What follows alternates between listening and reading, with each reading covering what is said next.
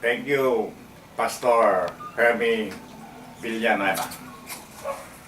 My name is Hilarion Gia.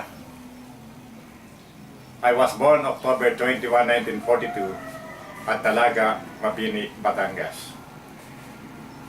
I had the symptoms of leprosy or Hansen's when I was at the age of 5 or even earlier, so that at the age of 8 I was brought to Korea, and that was 1950, May 30, 1950. I was brought to Korea because I already was suffering some sort of discrimination. At my young age, I was not allowed to go to school like my playmates.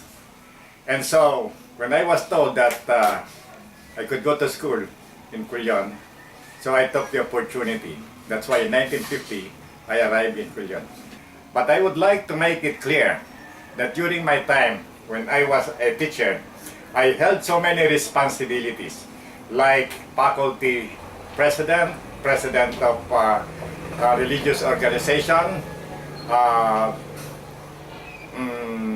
coordinator of housing projects, supervisors of concreting roads in the population, and the coordinator of the Quillion Rehabilitation Program or project.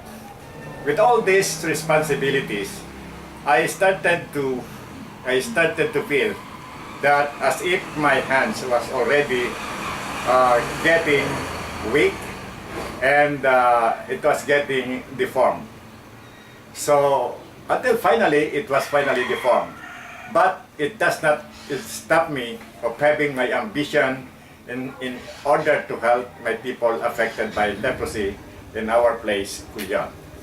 So you should imagine that people of Quillion, the qualified voters, were not allowed to vote for almost 100 years in the local election. And so I worked for the right of suffrage of these people, and we were able to give that right of suffrage in 1988. After winning that struggle, then I spearheaded a movement, and that was for the conversion of Quillion into a municipality. And Quillion became a municipality in 1992, but the first election of the first set of officials was done or was held in 1995. And in 1995, there were some 9 or 10 candidates, and one of the for mayor, and one of them was myself. And I am happy to say that I bested all my opponents in the election for mayor. Precisely that is the reason why I now have the distinction as the first elected mayor of Korea. I served as mayor of Quillion for 3 years. After 1998, I was thinking that I would already rest and just have my life easy. But again, I was recalled. I was invited to teach again. And so I went again at teaching. And while doing teaching, I was fortunate that I was elected as the president of the IDEA Philippines, and that was in Cebu. So you can just imagine that I was still very much active in my work in order to help my people affected by leprosy. And later, only recently, I was elected as president of the Coalition of Leprosy Advocates of the Philippines. This is an organization of all the organizations all over the country, from north to south, from east to west. And we form an organization believing that in togetherness there will be strength. And so with this, then we really group as one, and so we form the Coalition of Leprosy Advocates of the Philippines. The Leprosy Advocates of the Philippines is now responsible for all the people affected by leprosy in the Philippines. Not only for the people affected by leprosy in Quillion, but for all the people in all corners of the Philippines. How are we going to do it? We are going now to have an executive and BOT meeting this coming week. And in this meeting, we are going to adopt the so-called roadmap of the Coalition of Leprosy Advocates. And in this roadmap, we have the three areas, namely education. First is education, because we believe that a person with education, he becomes a well and enlightened citizen of his community and his own country.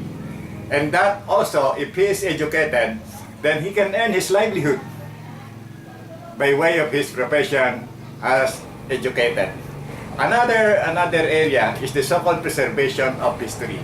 We have to preserve the history of Quezon. Why? Because we have to preserve the struggles that our descendants, that our forefathers fought for us. And that is the reason why we are still here in Quezon enjoying this kind of life. So therefore, it is our obligation that we have to preserve our history. Then we have the so-called advocacy of human rights. We have to fight for our human rights because we are victims of discrimination. Still, there are so many people who do not accept us in the society. And so what we are going to do is that we have to work unitedly in such a way that the society will accept us, and that is actually, we call it empowerment. Once we are empowered, then we can live the same as of anybody under his constitution and under the so-called universal principle of human rights. And then another thing is, another area that we have to consider is the socio-economic program. Our organization must engage in the socio-economic program. Why?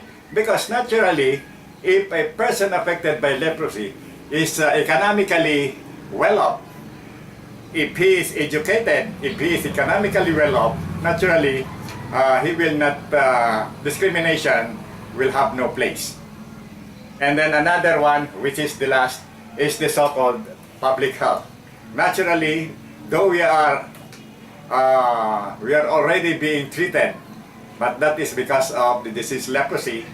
But we are also subject to some other diseases, and so we have to make it sure that we also have to preserve our life, because it says that health is wealth.